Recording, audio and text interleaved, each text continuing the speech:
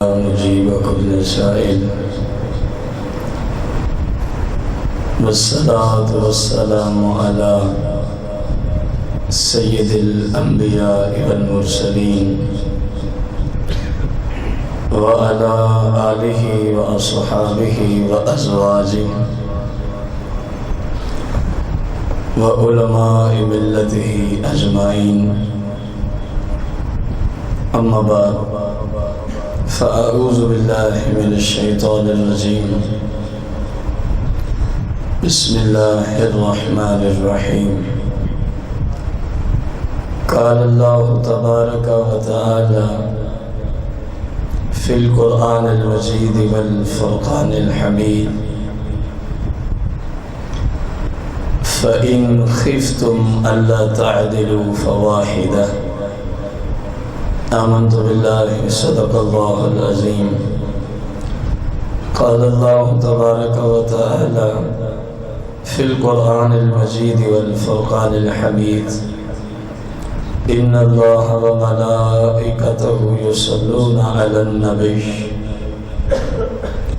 يا أيها الذين آمنوا صلوا عليه وسلموا تسليما.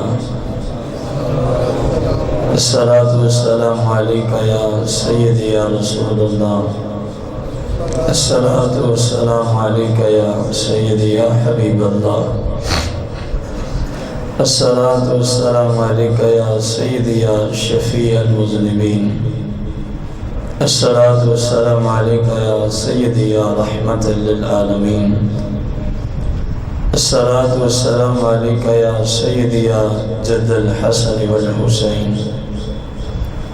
مولاي صل وسلم دائما أبدا على حبيبك خير الخلق كلهم.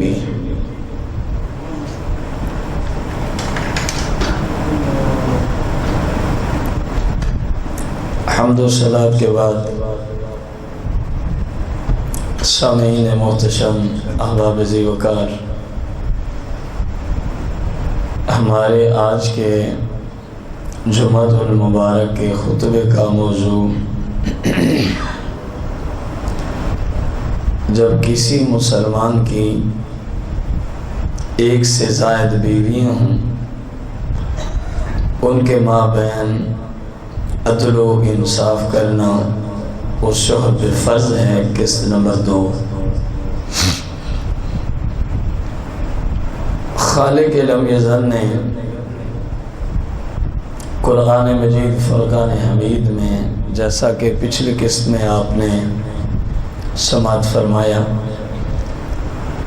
فَانْكِحُوا مَا طَابَ لَكُم مِّنَ النِّسَاءِ مَثْنَىٰ وَثُلَاثَ وَرُبَاعَ.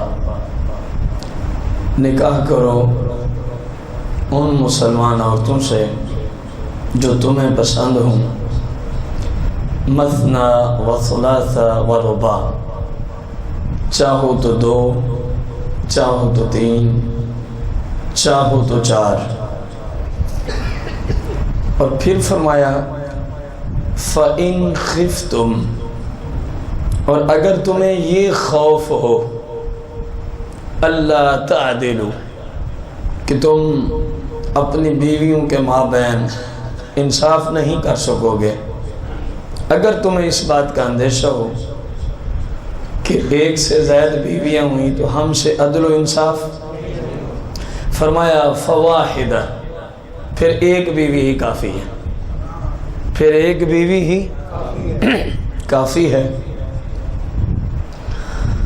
اس کے کچھ مسائل آپ کو پچھلے جمعۃ المبارک میں عرض کیے جا چکے ہیں. رسول کائنات، فخر موجودات،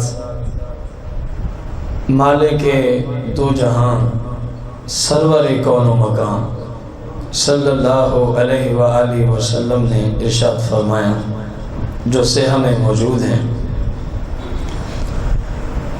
فرمایا جس شخص کی ایک سے زائد بیویاں ہوں، 2 ہیں، 3 ہیں یا 4 ہیں، اور اپنی بیویوں کے مابین وہ شریعت کے مطابق عدل و انصاف نہیں کرتا، آقا کریم فرماتے ہیں وہ قیامت کے دن اس طرح اٹھایا جائے گا، اس طرح اللہ کی بارگاہ میں وہ کھڑا کیا جائے گا کہ اس کا سر سے لے کر پاؤں تک جسم کا ایک پورا حصہ آدھا یہ ایسا ہوگا جیسے کسی بندے کو سخت قسم کا فالج ہو چکا ہو۔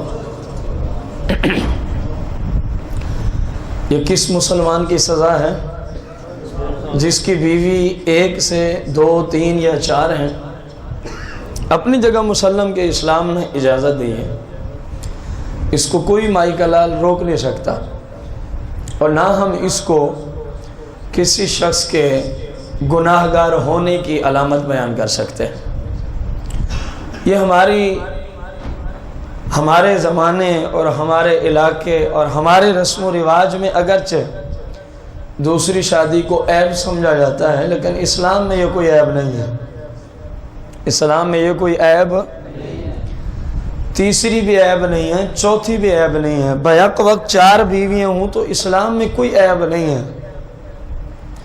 مثلا کوئی شریعت کے مطابق مبلغ ہے، پیری مریدی کرتا ہے، لیکن شریعت کے شرائط پر اترا ہوا ہے، اس کی 2 ہیں 3 یا 4، اب اس وجہ سے یہ نہیں کہہ سکتے یہ اچھا پیر ہے جس کی 2 بیویاں ہیں، یہ اچھا پیر ہے جناب پیر صاحب کیسے ہیں جس کی 3 بیویاں ہیں۔ یہ ہماری اپنی بدقسمتی کہ ہم دین اسلام سے دور ہیں۔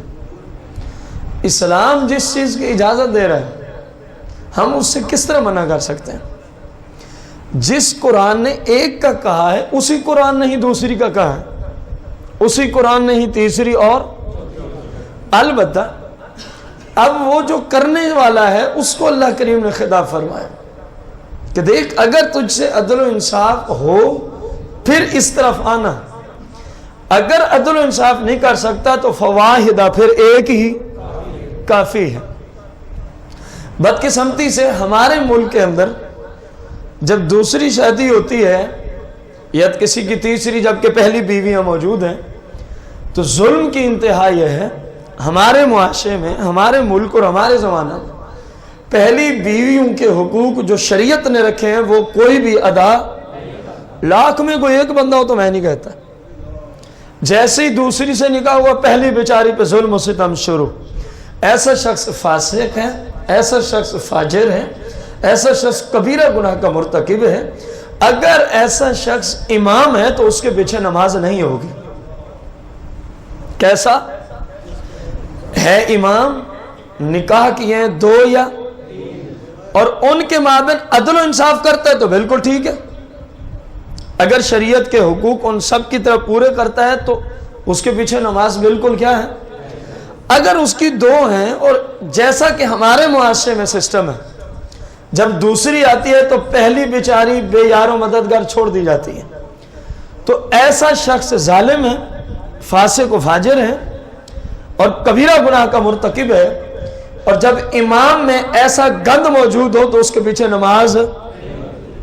آپ اندازہ لگاؤ جو بیویوں کے مابین، میں ایک جملہ بولنے چلا ہوں، عدل و انصاف نہیں کرتا، وہ فاسق بھی ہے، فاجر بھی ہے اور امامت کے قابل، اس کے پیچھے نماز۔ کیا جرم ہے؟ صرف اپنی بیویوں کے مابین کیا نہیں کیا؟ عدل و انصاف نہیں کیا۔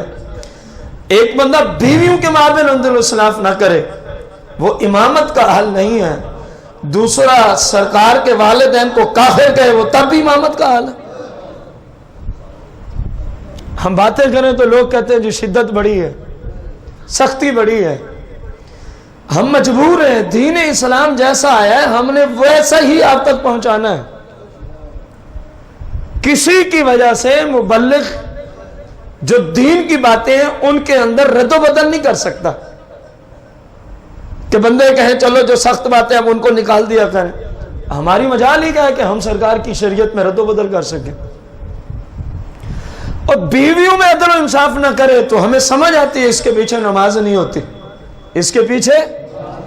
اور نبی کریم رؤوف و رحیم علیہ الصلوۃ والتسلیم کی ذات کے بارے میں کہے میرے جیسے بشر ہیں، اس بے ایمان کے پیچھے کیسے نماز ہوگی؟ بیویوں میں ایک امام عدل و انصاف نہیں کرتا اس کے پیچھے نماز نہیں ہوتی، شریف تو ہے۔ یہ صرف بیویوں تک محدود نہیں ہے، فلمیں دیکھتا ہے، ڈرامے دیکھتا ہے، گانے باجے سنتا ہے، کیونکہ اصل مقصود ہے فسق و فجور، اس کا فاسق و فاجر ہونا، اس کا ایسا گناہ کرنا جس کی اطلاع عوام کو ہے، جس کی اطلاع، اب اس کے پیچھے نماز نہیں ہوتی، حالانکہ مسلمان ہے، حالانکہ کیا ہے. اور دوسری جانب ایک شخص کھڑا ہوتا ہے، کہتا ہے نبی علیہ السلام معاذ اللہ ثم معاذ اللہ، میرے جیسے بشر ہیں، اب بڑا ظالم یہ ہے جس نے گانے سنے، فلمیں ڈرامے دیکھی، یا بڑا ظالم وہ لعنتی شخص ہے جس نے رسول اللہ کو اپنے جیسا. جو چھوٹا گناہگار ہے اس کے پیچھے تو ہمیں سمجھ آتی ہے نماز نہیں ہوتی، اور اس جملے کو کوئی سختی سے تعبیر نہیں کرے گا. مزے کی بات یہ ہے، کوئی نہیں کہے گا کہ یہ سختی ہو رہی ہے امام صاحب کے ساتھ، سارے کہیں گے عین انصاف ہے. اور میں کہہ رہا ہوں یہی انصاف ہے کہ اس کے پیچھے نماز نہیں ہوتی. جب ایک عمل کے اندر خامی ہے، عمل فروع ہے، اصل جو ہے وہ عقیدہ ہے، عمل بعد میں ہے، عقیدہ پہلے ہے. عمل بغیر عقیدے کے کسی کھاتے میں نہیں ہے. اگر امام کے عمل میں خلل ہو تو ہمیں سمجھ آتی ہے نماز نہیں ہوتی، اور مزے کی بات ہے یہ بھی سمجھ آتی ہے یہ کوئی سخت بات ہے. اور جس کے عقیدے میں خرابی ہو اس کے پیچھے اگر کوئی کہہ دے نماز نہیں ہوتی، وہ بندہ شدت پسند بھی ہے، وہ تعصب بھی رکھتا ہے، وہ جناب والا سختی بھی کرتا ہے. آپ انصاف سے بتائیں اس بندے میں پرابلم ہے یا سمجھنے والوں میں پرابلم ہے؟ میں نے رمضان میں ایک جملہ بولا تھا کہ اسلام کی پہلی مسجد جامع مسجد قباء فی المدینہ المنورہ، اس کے قریب 1400 سال پرانا، جس میں صحابہ اہل بیت مدفون تھے، قبرستان تھا. یاد ہوگا میں نے رمضان کے کسی جمعے میں بات کی تھی کہ سننے میں آیا، ہم اس کی تحقیق کرنے چلے ہیں. ظلم کی انتہا نہیں یار. ایک عام مسلمان، میں اور آپ، عام مسلمان کی قبر کے اوپر بیٹھنے کی اسلام میں اجازت نہیں ہے. ہاتھ رکھ کے ٹیک لینے کی رسول اللہ نے اجازت فرمایا. مردے کو تکلیف ہوتی ہے. یہ سعودیہ کے نجدی کس قدر ظالم لوگ ہیں، اس قبرستان میں صحابہ اہل بیت مدفون ہیں، ان لعنتیوں نے اس کو بلڈوز کر کے اوپر پارکنگ کے لیے گاڑیاں کھڑی کرنے کا حکم جاری کر دیا. جنت البقیع تو 1925 کا واقعہ ہے، یہ آپ کی زندگی اور حیات کا واقعہ ہے. اسی رمضان المبارک کے اندر مسجد قباء کے قریب جو قبرستان تھا، بھائی میں نے اس وقت تک اس بات پہ فتوے کی صورت اختیار آپ کے سامنے نہ کی جب تک میں نے تحقیق نہ کر لی. مدینہ منورہ کا رہائشی شخص تقریباً کچھ 26-27 سال سے وہ وہیں مدینہ شریف کے اندر مسجد نبوی کے بالکل قریب اس کی رہائش ہے. ہمارے وہ دوست ہیں، میں نے ان سے رابطہ کیا، انہوں نے کہا جی ان ظالموں نے واقعی بلڈوز کیا ہے اور اوپر سیمنٹ وغیرہ ڈال کے اس کو برابر کر کے لوگوں کو کہا ہے یہاں اپنی گاڑیاں کھڑی کر دو، پارکنگ کے طور پہ استعمال ہو رہی ہے. وہ جگہ جہاں سرکار کے صحابہ مدفون ہیں، وہ جگہ جہاں سرکار کے اہل بیت مدفون ہیں. آپ بتاؤ اگر امام گانے باجے سنے تو اس کے پیچھے نماز نہ ہو، اور ایک امام فتویٰ دے رہا ہے. اور یہ یاد رکھو سعودیہ کی حکومت کا سسٹم اس طرح ہے کہ حکومت اس وقت تک کوئی ایسا قدم نہیں اٹھا سکتی جب تک کہ حکومتی کرندے اور تنخواہ دار مفتی ان کو فتویٰ نہ دیں. حکومت وہاں قدم کوئی اٹھا. پاکستان کا معاملہ الگ ہے، ان کا معاملہ علیحدہ ہے. وہاں دو گروپ ہیں. جب سے حرمین شریفین پر ظلم کرتے ہوئے، مسلمانوں کو حرم میں ذبح کرتے ہوئے 100 سال پیچھے کی کہانی عرض کر رہا ہوں، انہوں نے حرمین شریفین پہ قبضہ کیا. اس وقت سے دو گروپ ہیں، ایک فتویٰ دینے والا گروپ ہے اور دوسرا حکومت چلانے والا گروپ ہے. وہ کہتے ہیں حکومت ہماری، فتویٰ تمہارا، ایک دوسرے کے ساتھ مل کے چلیں گے.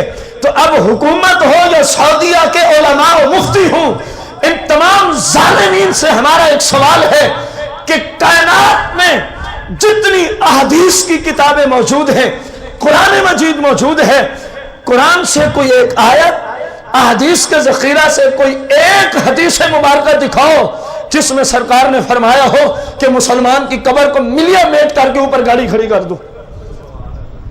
اور وہاں صرف مسلمان نہیں ہیں، کروڑوں کھربوں مسلمان ہوں. ایک صحابی کے پاؤں مبارک کی خاک کے اوپر بندہ قربان کر کے رکھ دے.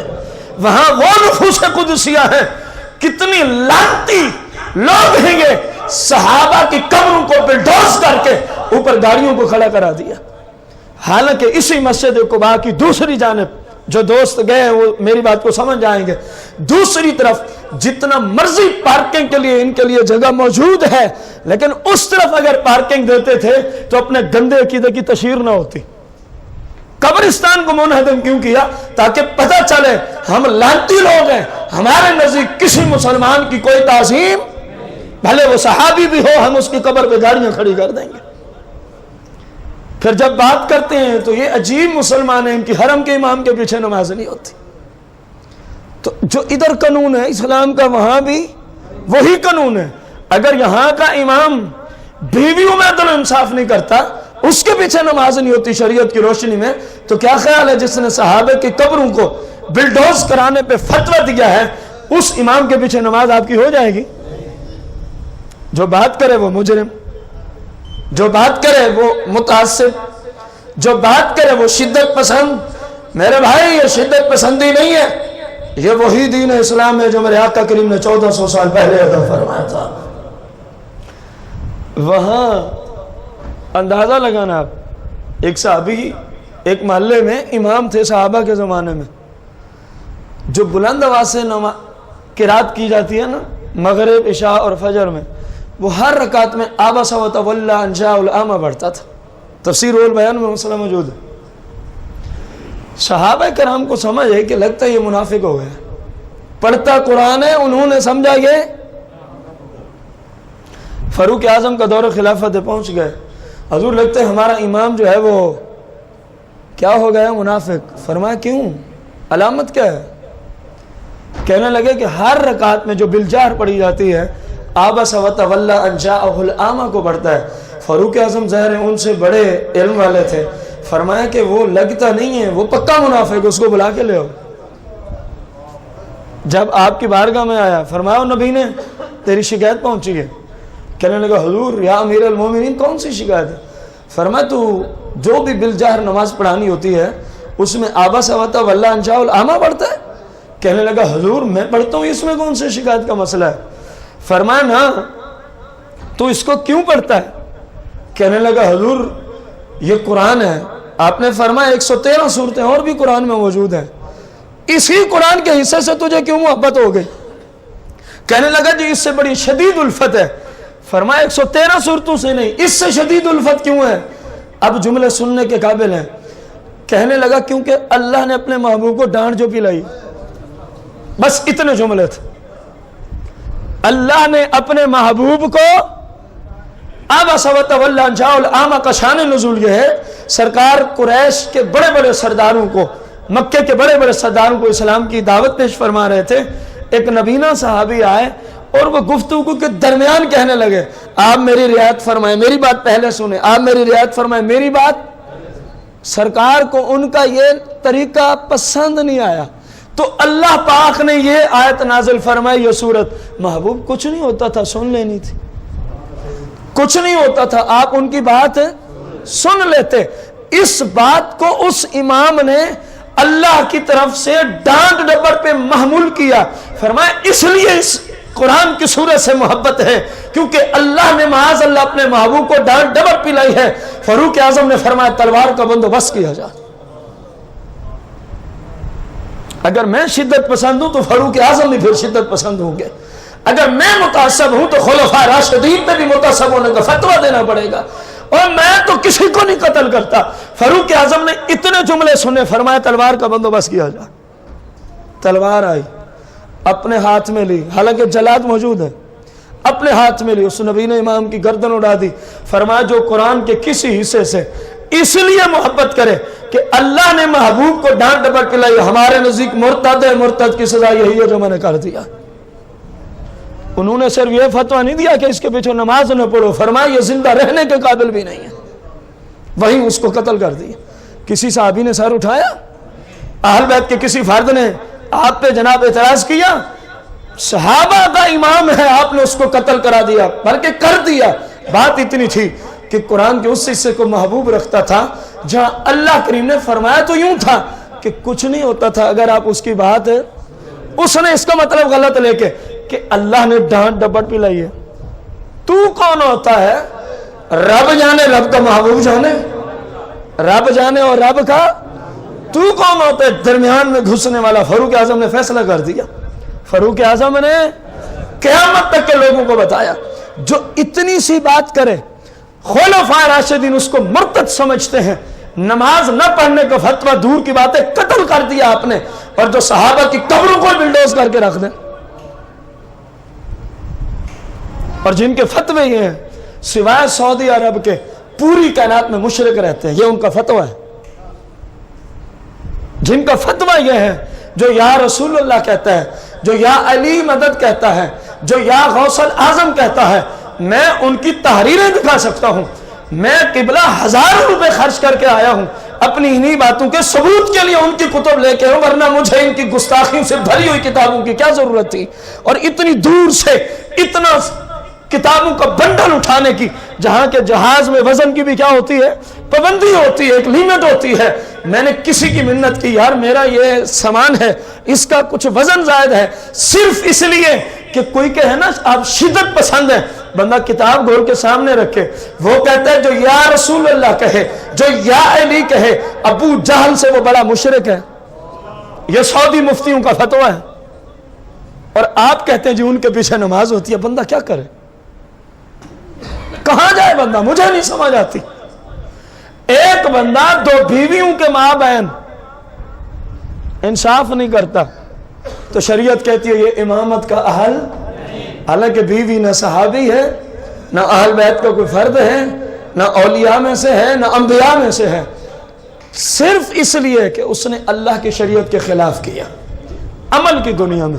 فرمایا اب اس کے پیچھے نماز لوگوں نہ پڑھو. دوسری کرنی ہے تو دونوں کے مابین عدل و انصاف کر، پھر تیرے پیچھے نماز ٹھیک ہے. تیسری کرنی ہے کر، اسلام نہیں روک، لیکن تینوں کے مابین. اور یہ صرف امام پاک کے لیے فتویٰ نہیں ہے، یہ تمام مسلمانوں کے لیے یہی ہے. تمام مسلمانوں کے لیے. میرے آقا کریم کی حدیث میں نے آپ کو عرض کی، فرمایا جس کی ایک سے زائد بیوی ہوں ان کے مابین انصاف، قیامت کے دن جب اٹھے گا ایک پورا اس کا جسم کا حصہ اول سے آخر تک ایسے مفلوج ہوگا جس طرح کسی کو فالج ہو جائے شدید قسم کا. پتہ چلے گا یہ لعنتی شخص آ رہا ہے جس نے بیویوں کے مابین عدل و انصاف. رسول کریم علیہ السلام نے فرمایا کہ جس شخص نے عدل و انصاف کیا، بیویاں ہوں، گھر والے ہوں، محلے والے ہوں، یا جہاں بھی انصاف کی ضرورت آئی، فرمایا جس نے عدل و انصاف کیا، جب قیامت کے دن وہ آئے گا اللہ کریم کی دہنی جانب اس کے لیے خالق نور کے منبر بچھوائے گا. کون؟ جو عدل و انصاف سے زندگی گزار کے آیا ہوگا. کس کی بات؟ اور یہ جو عدل و انصاف، اپنی ذات کے ساتھ عدل و انصاف، اہل و عیال کے ساتھ عدل و انصاف، والدین بہن بھائیوں کے ساتھ عدل و، پڑوسی رشتہ دار محلے دار اور مسلمانوں کے ساتھ عدل و. اس وقت تک عدل و انصاف نہیں ہوتا، نہ اپنے ساتھ، نہ اہل و عیال، نہ رشتہ داروں کے ساتھ، جب تک کہ ہر بندے کے ساتھ اس طرح نہ اس کے حقوق کا معاملہ دیکھا جائے جس طرح شریعت نے کہا ہے. اپنے ساتھ عدل و انصاف کیا ہے؟ کہ اللہ کے بتائے ہوئے احکامات کے مطابق اپنے آپ کو چلائے. یہ اپنی جان کے ساتھ عدل و انصاف ہے. جو شریعت کا نصاب ہے اس کے مطابق اپنی سیرت کو گزارے، تب کہیں گے اپنے ساتھ کیا کر رہا ہے؟ عدل و. اگر وہ شریعت کے خلاف چلتا ہے وہ ایسا شخص ہے جو اپنے ساتھ بھی عدل و انصاف سے کام نہیں کر سکتا. اللہ فرما رہے نماز فرض ہے، اس کو فرصت ہی نہیں ہے. اللہ فرما رہے سال کے بعد زکوٰۃ فرض ہے، وہ اس کو چٹی سمجھتا ہے. اللہ کریم نے سال کے بعد روزے فرض کیے، وہ ہیلے بہانے تراشتا ہے. کیا یہ بندہ اپنے ساتھ عدل و انصاف کر رہا ہے؟ تو جو اپنے ساتھ نہیں کر سکتا کسی اور کے ساتھ کیا کرے گا؟ کسی اور کے ساتھ. یہی وجہ تھی بڑے بڑے منصب پہ بڑے بڑے گورنر تھے، بڑے بڑے قاضی القضات تھے خلفاء راشدین کے زمانے میں، جب ایک کام سرکار کی سنت کے خلاف ان میں پایا گیا فوراً اس وقت امیر المومنین ان کو معزول کر دیا. فرمایا جب اپنے ساتھ عدل و انصاف نہیں تو دوسروں کو کیا انصاف میسر ہوگا؟ آج جب اس چیز کا محاسبہ اٹھ گیا تو ملک کی جو حالت ہے وہ آپ کے سامنے، ملک کی جو حالت ہے وہ آپ سب کے سامنے ہے. بھائیو بزرگوں، رسول کائنات فخر موجودات علیہ الصلاۃ والتسلیم نے ارشاد فرمایا کہ جو عدل و انصاف کے ساتھ یہاں زندگی گزار کے آئے گا، قیامت کے دن اللہ کریم کی دہنی جانب اس کے لیے نور کا ممبر بچھایا جائے گا. اللہ کریم فرمائے گا یہ بندہ دنیا میں عدل و انصاف کر کے اس کو نور کے ممبر پہ بیٹھنے دو، اس کو نور کے ممبر پہ. اور آخر میں سرکار نے فرمایا جہاں دوسروں کے ساتھ یہ عدل و انصاف کرتا تھا، وہیں اپنے گھر والوں کے ساتھ بھی عدل و انصاف کیا کرتا تھا. اپنی بیویوں کے ماں بہن بھی ایک بھی ہو تب بھی انصاف اور عدل کی ضرورت ہے. بیوی اسی لیے تو نہیں ہوتی بندہ اس پہ ظلم کرے، شریعت نے اس کے کچھ حقوق رکھے ہیں. دیکھو سرکار کی بارگاہ میں ایک شخص آتا ہے، عرض کی یا رسول اللہ صلی اللہ علیہ وسلم میرے اوپر میری بیوی کا کیا حق ہے، میرے اوپر میری بیوی کا. سرکار نے سمندر کو نا ایک چھوٹے سے برتن میں بند کر دی. فرمایا جس طبقے کا تو خود کھائے، جس طبقے کا کچھ خود پہنے، جس طبقے کا تو خود پیے، بس یہ سارا کچھ بیوی کی طرف بھی ہو تو بس بیوی کے حقوق پورے ہو گئے. اگر آپ اس کو کھولنا چاہیں گے تو جناب آگے سمندر ہے. نظر ایک جملہ آتا ہے نا، جب کھولیں گے تو پوری بیوی اور شوہر کی زندگی سامنے آ جائے گی پوری. اور آج اس حدیث کے مطابق بیویوں کے ماں بہن جتنا عدل انصاف ہو رہا ہے ہمارے سامنے، خواہ ایک ہے، دو ہیں، تین ہیں یا چار ہیں. یہ تو اس کو جناب باقاعدہ طور پہ احسان جتلاتے ہیں، تمہارے لیے ہم دن رات مرتے ہیں. نہیں کرنا تھا نکاح کی بلا، مرنے کی ضرورت ہی نہ پڑتی. یہ تو آسان سا حل ہے. ایک بندہ جو بیوی کو جناب جتلاتا ہے، ہم گرمیوں میں کام کرتے ہیں، ہم سردیوں میں کام کرتے ہیں، احسان کس بات کا ہے؟ اللہ نے نکاح کی وجہ سے تیرے اوپر تیری بیوی کا خرچہ کیا کر دیا ہے؟ فرض کیا ہے. نکاح ہی نہ کرو.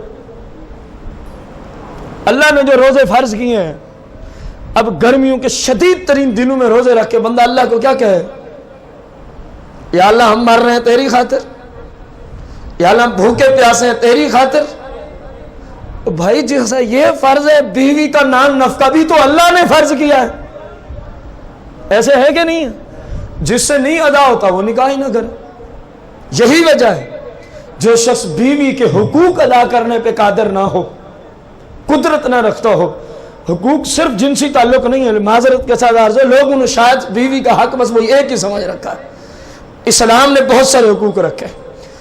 اگر مالی حقوق بھی اپنے بیوی کے پورے نہیں کر سکتا، ایسے شخص کے لیے نکاح کرنا حرام ہے. نکاح کرنا کیا ہے؟ حرام ہے. جتنے حقوق ہیں اگر ادا کرنے پہ بظاہر قدرت رکھتا ہے تو پھر نکاح کرنے کی اجازت ہوتی، ورنہ اسلام کسی کی عزت کو ذلیل کرنے کا ہمیں نہ حکم دیتا ہے نہ اجازت دیتا ہے. سرکار دو جہاں مالک کے کون و مقام صلی اللہ علیہ وسلم کی شریعت مطہرہ میں جس شخص کی 1، 2، 3 یا 4 بیویاں ہوں، اس پر ان کے ماں بہن عدل و انصاف کرنا فرض عین ہے. حکم کیا ہے؟ فرض، واجب بھی نہیں، فرض عین ہے.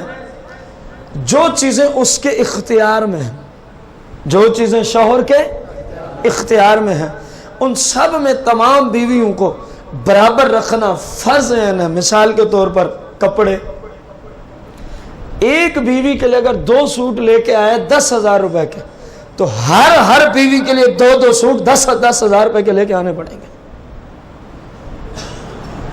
نمبر 2، نان و نفقہ، کھانا پینا. ایک بیوی کی طرف اگر 1 کلو گوشت بھیجا اور دوسری کی طرف اسی دن سبزی، حرام ہے.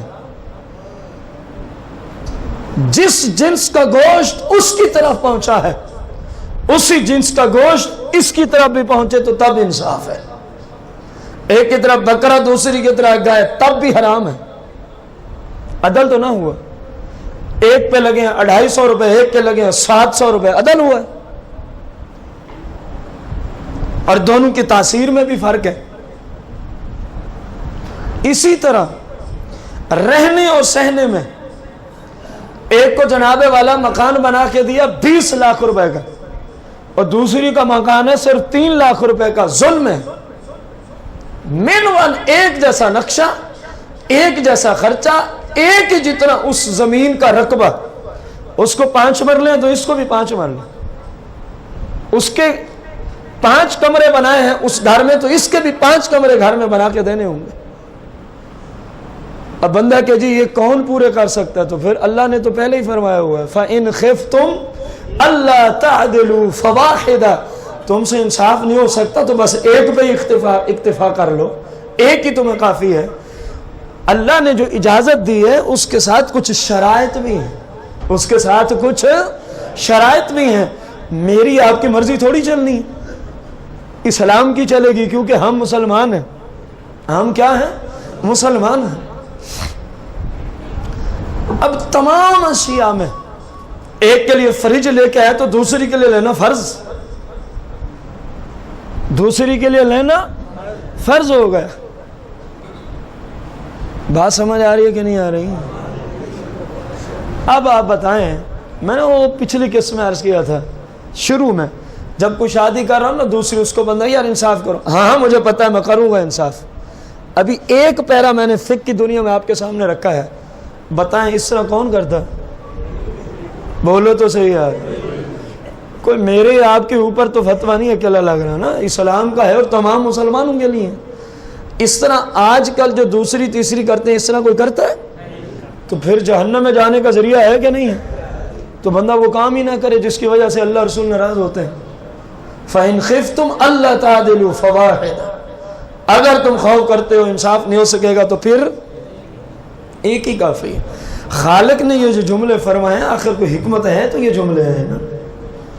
ادھر پھر بندہ کہ جی 4 کی اجازت کیوں ہے؟ اب میں اس کو کھولوں تو بہت سارے لوگ ممکن ہے اس کو سختی، معاشرتی حوالے سے سختی محسوس کریں۔ کنایتاً جملہ بولتا ہوں، یہ اس لیے ہے، عدل و انصاف اس لیے ہے کہ کسی کی عزت خراب نہ ہو۔ 2، 3 یا 4 کی اجازت اس لیے ہے تاکہ کسی کی عزت بغیر نکاح کے کوئی نہ چھیڑے۔ آج مسلمانوں کو دوسری بیوی لے آنا تو عیب نظر آتا ہے، 3، 4 اور 10 کنجریوں سے شادی شدہ غیر شادی شدہ کے تعلق ہیں، اس کو کوئی عیب نہیں سمجھتا۔ آج پہلا نکاح کرنا مسلمان کے لیے نہایت مشکل ہو چکا ہے، لاکھوں روپے ہوں تو نکاح ہو، لیکن 3، 4، 6 کنجریوں سے واسطہ اور تعلق رکھنے میں شاید 50,000 روپے بھی نہیں لگتے۔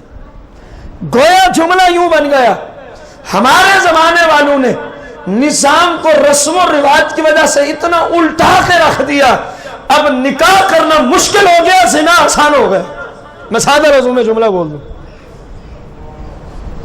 2-4 ہزار روپے میں زنا ہو جاتا ہے، لیکن 2-4 ہزار میں نکاح تصور میں ہی نہیں ہے، اسلام میں ہے۔ ہماری رسم میں، ہمارے رواج نکاح نہیں کرنے دیتے، اسلام میں تو ہے، اسلام میں تو ہے۔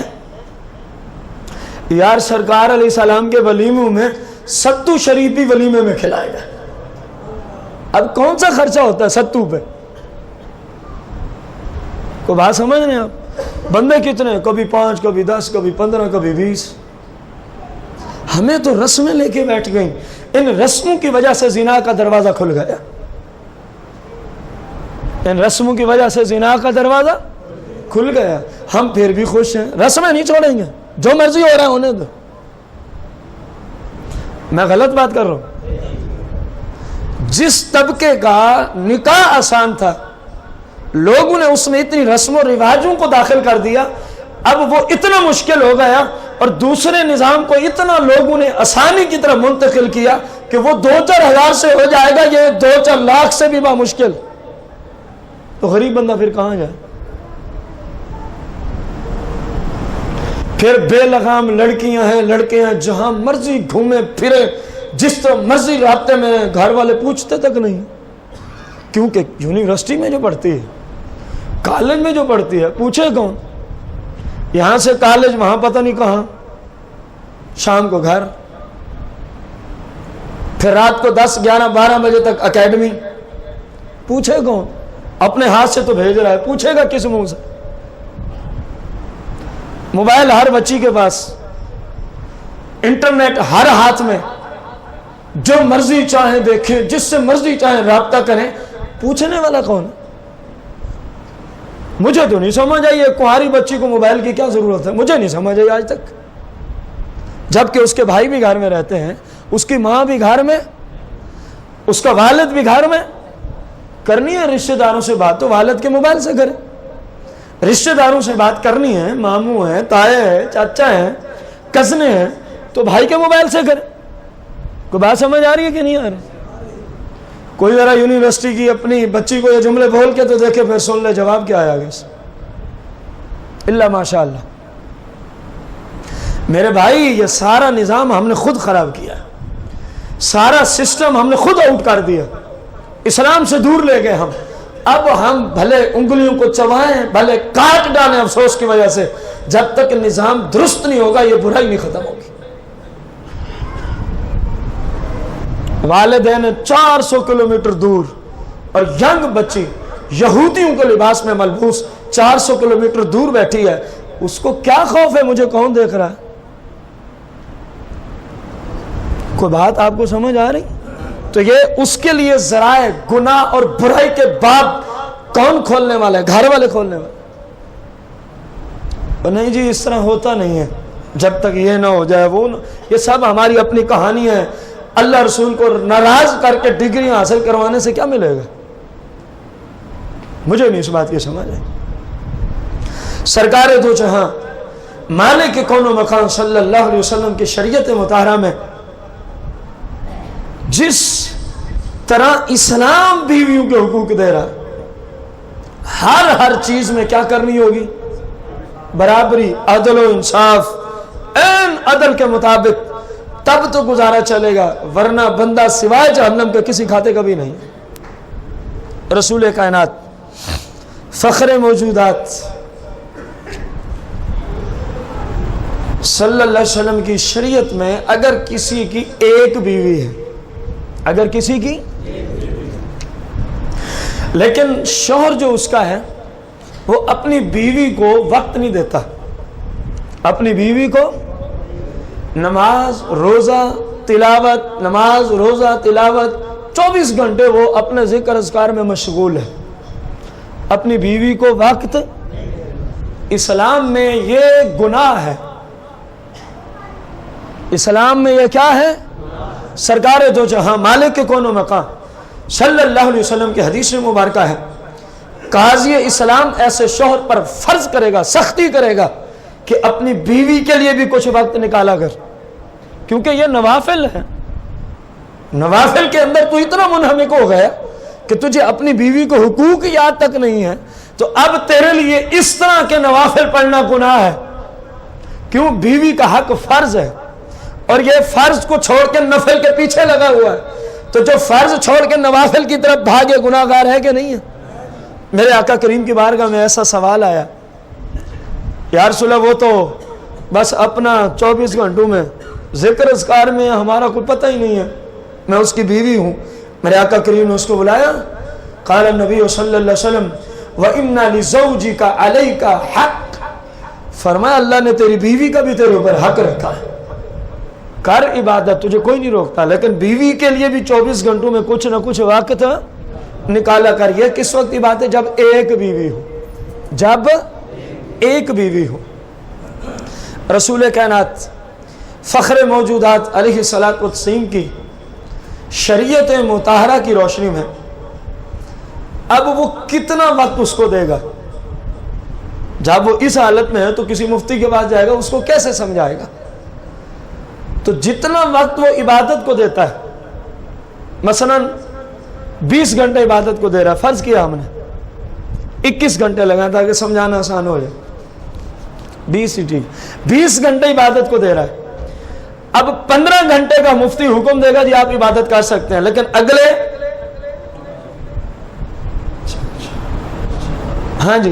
15 گھنٹے آپ عبادت میں، اور اگلے 5 گھنٹے آپ نے بیوی کو دینے، اگلے 5 گھنٹے آپ نے بیوی کو دینے۔ یہ رسول اللہ کا حکم ہے کہ اپنی نوافل کی وجہ سے بیوی کو بے یار و مددگار چھوڑنے کی اجازت نہیں دی رسول کریم صلی اللہ علیہ وسلم نے۔ یہ فرض یا واجب کا درجہ نہیں جو میں نے اب جملہ بولا، اصل فرض یا واجب یہ ہے جتنے وقت سے اس کے حقوق ادا ہو جائیں اتنا وقت دینا فرض ہوگا، اتنا وقت دینا بیوی کو کیا ہوگا؟ فرض ہوگا۔ رسول کریم رؤوف الرحیم علیہ السلام کی شریعت مطالعہ کی روشنی میں ایک شخص کی ایک بیوی کو ہو گئے 20 سال، کتنے ہو گئے؟ دوسری سے آج نکاح کیا، دوسری سے ایک صورت، ایک بیوی اس کی بیمار ہے کئی مہینوں سے، دوسری بیوی بالکل صحت مند ہے، 2 صورتیں، ایک بیوی امید سے ہے، حاملہ ہے، دوسری غیر امید سے ہے، 3 صورتیں، ایک بیوی حیض و نفاس کی حالت میں ہے، دوسری عام طہارت کی حالت میں ہے، 4 صورتیں، ایک بیوی سے ایلا یا زہار کیا ہوا ہے یا طلاق رجعی دی ہوئی ہے جو ابھی عدت میں ہے، جو ابھی 5 صورتیں ہو گئی۔ ان تمام حالتوں میں وقت دینے کے اعتبار سے کوئی فرق نہیں ہے۔ جس کو 20 سال ہو گئے جو آج آئی ہے پہلی صورت، اگر آج والی کو 10 گھنٹے دیے ہیں تو 10 گھنٹے 20 سال والی کو دینا فرض۔ بات سمجھ آ رہی ہے آپ کو؟ اگر آج والی کے مکان میں 3 دن 3 رات رہا تو جو 20 سال پہلے کی بیوی ہے 3 دن 3 رات وہاں رہنا، یہ دن اور رات کی تقسیم کیسے ہوگی؟ اصل میں بیویوں کو جو وقت دیا جاتا ہے اس میں لحاظ صرف رات کا ہوتا ہے ابتدان۔ کس کا لحاظ ہوتا ہے؟ رات کا ہوتا ہے ابتدان۔ یہ مسئلہ ہے، اگر 3 راتیں وہاں رہا ہے تو 3 یہاں رہنا ہوگا، اور 3 اگلی کے پاس، 3 ہی اگلی کے پاس، پھر نئے سرے سے شروع۔ اگر 2 راتیں وہاں 2 یہاں تو 2 آگے پھر نئے سرے سے شروع۔ اب مسئلہ یہ ہے کہ یہ ابتدان ہے کہ رات کے وقت کا لحاظ ہے۔ ممکن ہے کسی بندے کی ڈیوٹی ہی رات کو ہو، جس طرح پہرے دار ہوتے ہیں، یا آج کل تو بہت ساری ملوں میں، کارخانوں میں، فیکٹریوں میں 24 گھنٹے شفٹیں چلتی ہیں تو رات کی ڈیوٹی آ سکتی ہے۔ اب جب شوہر کی ڈیوٹی رات کی ہے تو وقت کا لحاظ پھر دن کے اعتبار سے تعین کیا جائے گا۔ اگر 3 دن اس کو دیے ہیں تو 3، 5 اس کو دیے ہیں تو 5 اس کو دینے فرض ہیں، اس کو دینے کیا ہے؟ اگر اس میں ایک بیوی کے پاس گیا 3 راتیں دینی تھی، مغرب کی نماز پڑھ کے فوراً اس کے گھر چلا گیا، جب اس کی 3 راتیں پوری ہو گئیں، ذرا غور سے سننا اسلام کہاں تک بیویوں کی عزت اور ان کے حقوق کی پاسداری کرتا ہے۔ جب اس کی 3 راتیں پوری ہو گئی، اب آ گیا وہ دوسری بیوی کی طرف، اس کی طرف جب گیا تو عشاء کی نماز پڑھ کے چلا گیا۔ پہلی کی طرف کب گیا تھا؟ اور دوسری کی جب باری آئی وقت گزارنے کی، وقت اس کے مکان پہ 3 راتیں دی ہیں تو اس کے مکان پہ بھی، اس کے بچوں کو 3 راتیں اس نے دی ہیں تو اپنی اس بیوی کے بچوں کو بھی 3 راتیں۔ لیکن جب وہاں گیا تھا تو مغرب، اور جب ادھر آیا تو حرام ہے۔ دیکھو ایسا پیارا مذہب اسلام کے سوا کسی اور جگہ ملے گا؟ 1 گھنٹے کا اگر گیپ کر رہا ہے، وہاں گھنٹہ پہلے یہاں بعد میں، اسلام نے کہا تو گناہ گار ہو گیا۔ تو کیا ہو گیا ہے؟ بھائیو بزرگوں اندازہ لگاؤ، دوسری شادیاں کرنا تو بڑا آسان ہے، لیکن شریعت کے مطابق حقوق ادا کرنا بہت ہی مشکل ہے۔ اور ہمارے زمانہ میں وہ بیچارے حقوق کیا ادا کریں گے؟ وہ تو دوسری شادی کرتے اسی بد نیت سے ہیں کہ پہلی پہ ظلم ہوگا۔ دوسری شادی اکثر جو کی جاتی ہے نیت یہی ہوتی ہے اس پہلی کے اوپر ظلم کریں گے، اس پہلی کو ذلیل کریں گے۔ تو بھائی اس نیت سے تو دوسرا نکاح کرنا ہی حرام ہے۔ جس طرح کہ ایک بیوی سے نکاح کرنا ہو اور اس کے حقوق بندہ ادا، تو پہلا نکاح کرنا کیا ہوتا ہے؟ اگر حقوق نہیں ادا کر سکتے تو حرام۔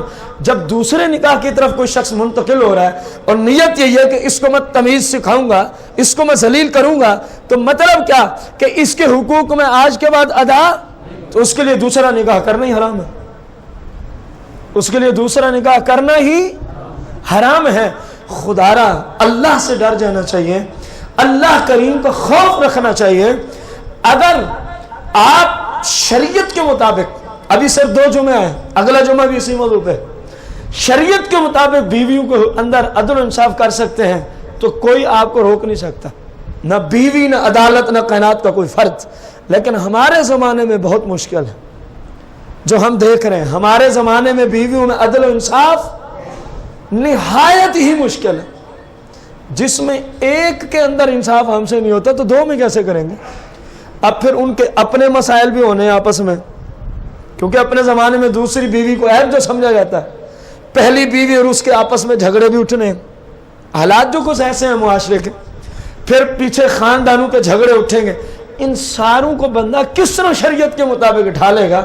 بظاہر کوئی سمجھ تو اس کا سادہ سا حل ہے، فَإِنْ خِفْتُمْ أَلَّا تَعْدِلُوا فَوَاحِدًا، تو اگر تم سے انصاف نہیں ہوتا، خالق لم یزل نے فرمایا پھر ایک بیوی ہی کافی ہے، یہ اس کا بہترین حل ہے، ایک بیوی ہی کافی ہے، ایک بیوی ہی۔ اللہ کریم سے دعا گو ہے مجھے آپ سب کو اپنے پاک محبوب کی پاک شریعت سیکھ کر سمجھ کر عمل کرنے کی توفیق عطا فرمائے، آمین بجاہ النبی الکریم علیہ الصلوۃ والتسلیم۔